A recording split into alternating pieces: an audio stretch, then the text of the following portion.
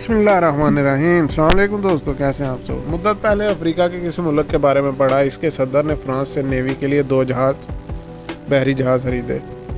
अदायगी भी हो गई, सदर को किकबैक्स भी मिल गई और फ्रेंच कंपनी ने बहरी जहाज़ भी तैयार कर दिए। लेकिन जब डिलीवरी का वक्त आया तो खरीदार मुल्क ने जहाज़ लेने से इनकार कर दिया। फ्रेंच कंपनी परेशान हो गई और इसने अपनी एक टीम गाहक मुल्क के पास भिजवा दी। टीम की सदर से मुलाकात हुई तो सदर ने बताया आर्डर देने वाला सदर फलां खान तो इंतकाल कर चुका है और इसकी जगह अब जनरल फलां खान आ गया है।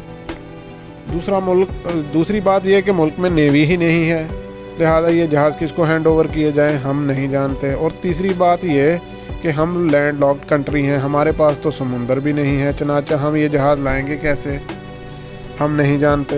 लिहाजा अगर कंपनी के पास इन मसाइल का कोई हल है तो वो दे दे। टीम के माथे पर पसीना आ गया और वो मायूस होकर चली गई। कंपनी ने जहाज़ 2-3 महीने अपने पास रखे। इसके बाद मुकदमा चला और अदालत ने कंपनी को दोनों जहाज़ इस मुल्क के करीब तरीन बंदरगाह पर खड़े करने का हुक्म दे दिया। कंपनी ने इस हुक्म पर जहाज़ करीब तरीन मुल्क की बंदरगाह पर खड़े किए और चाबियां खरीदार मुल्क के सफारतखाने में ड्रॉप कर दी। और इसके बाद खरीदार मुल्क इस वक्त तक जहाज़ों की पार्किंग फ़ीस अदा करता रहा जब तक जहाज़ गल सड़ कर कबाड़ न बन गए। किताब में इस मिसाल के बाद मुसन्नफ़ ने लिखा कि अफ्रीका कुदरती वसाइल के लिहाज से दुनिया का अमीर तरीन, लेकिन ऐसी ही इंसानी हिमाकतों की वजह से तारीख़ का गरीब तरीन इलाका है। पाकिस्तान की कहानी भी इससे मिलती जुलती है। हम वसाइल, जोग्राफियाई, आबादी और जज्बे के लिहाज से दुनिया के 10 बड़े मुल्कों में शुमार होते हैं। पाकिस्तान में दुनिया की तमाम सहूलतें मौजूद हैं, हत्ता कि हम ज़ाफ़रान और एवोकाडो भी उगा रहे हैं। हमारे पास तेल, गैस, सोना और यूरेनियम भी है, मगर हम इसके बावजूद गरीब तरीन मुल्कों में शुमार होते हैं। क्योंकि ये मुल्क भी अफ्रीकी जहाज़ जैसे प्रोजेक्ट्स का कब्रिस्तान है। हमारे एक दोस्त की तहकीक के मुताबिक हम अगर माजी के प्रोजेक्ट्स मुकम्मल करने का बेड़ा उठा लें तो हमें तमाम प्रोजेक्ट्स मुकम्मल करने के लिए 34 साल चाहिए। ये दावा मेरे लिए हैरानकुन था, लेकिन जब मैंने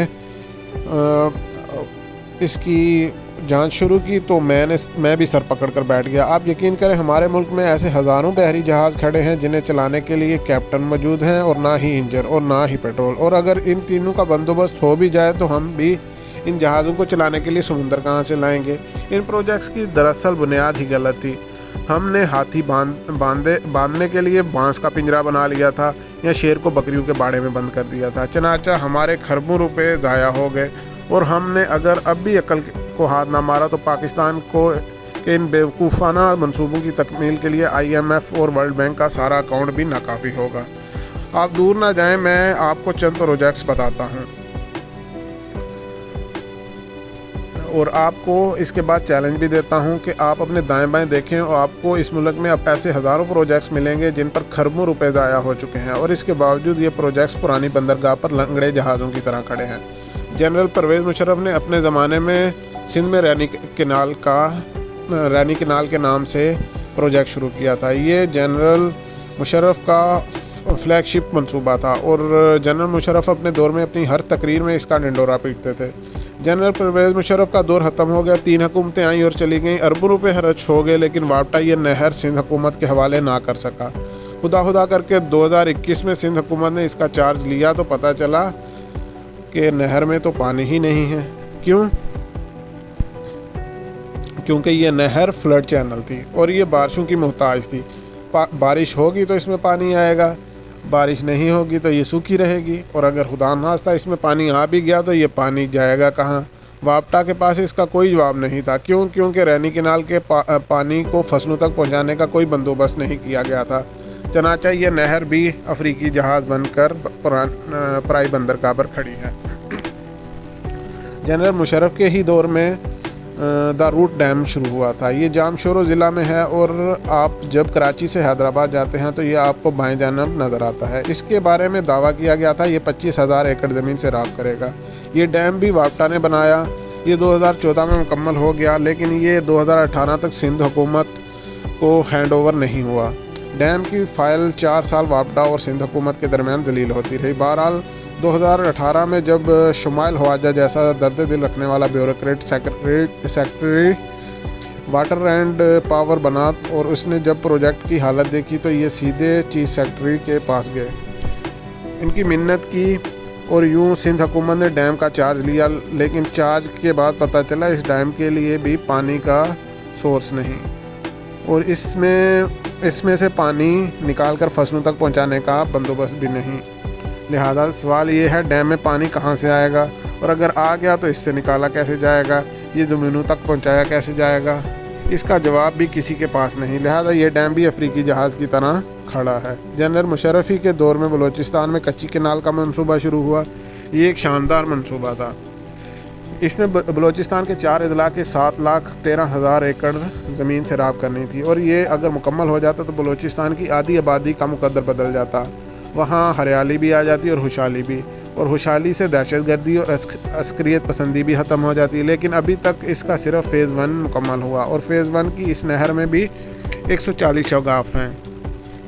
फ़ेज़ 1 में 6,000 क्यूसेक फिट पानी की गुंजाइश थी, लेकिन 2017 में इसमें सिर्फ 100 क्यूसेक पानी बह रहा था, और इसमें भी इस कदर बल और रेत आ चुकी थी कि सिर्फ इसकी सफाई के लिए 20 अरब रुपए चाहिए थे। मगर इस सूरत हाल के बावजूद ब्यूरोक्रेसी ने सितंबर 2019 में नवाज शरीफ से कच्ची कैनाल का इफ्तिताह भी करा लिया, और हुकूमत ने मुबारक सलाम के इश्तिहार भी दे दिए।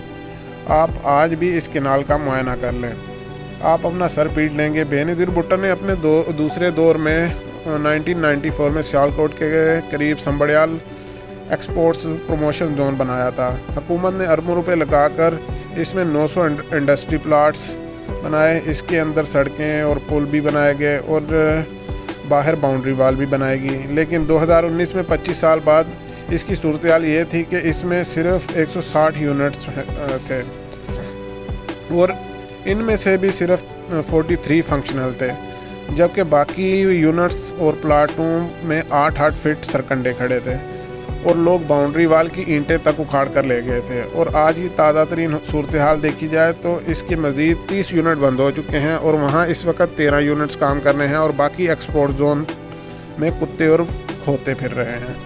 इस तरह हुकूमत ने 1990 की दहाई में सियालकोट में स्पोर्ट्स टेस्टिंग लेबॉर्ट्री बनाई। पाकिस्तान स्पोर्ट्स प्रोडक्ट बनाकर पूरी दुनिया में एक्सपोर्ट करता है। इन प्रोडक्ट्स के लिए क्वालिटी सर्टिफिकेट चाहिए होता है, और ये पाकिस्तान में ये सहूलत मौजूद नहीं थी।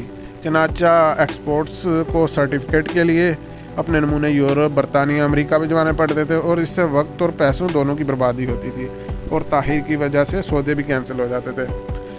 हुकूमत ने अरबों रुपए खर्च करके टेस्टिंग लेबॉर्ट्री बना दी। जब बिल्डिंग मुकम्मल हुई तो पता चला बजट और मशीनरी और अमले के लिए रकम मुख्तस नहीं की गई। लिहाजा बजट का प्रोसेस शुरू हुआ, और ये प्रोसेस आज 33 साल बाद भी मुकम्मल नहीं हुआ। इस दौरान इमारत खंडर बन गई। इसकी खिड़कियाँ, दरवाजे, लाइट्स, पंखे और फर्श लोग उखाड़ कर ले गए। मुझे यकीन है कि अब किसी दिन हुकूमत आलात और स्टाफ का बजट पास कर देगी, जिसके बाद लोग भर्ती हो जाएंगे और आलात भी मंगवा लिए जाएंगे, लेकिन फिर पता चलेगा इमारत वर्किंग पोजीशन में नहीं। इमारत के लिए दोबारा रकम निकलेगी, ये बनना शुरू होगी, और जब ये मुकम्मल होगी तो इस वक्त तक हालात ख़राब हो चुके होंगे, और स्टाफ अरबों रुपये तनख्वाह ले चुका होगा। और ये है इस मुल्क का कमाल। तो दोस्तों, ये थी आज की वीडियो का लाइक करें, शेयर करें। Thank you. अल्लाह हाफ़िज़।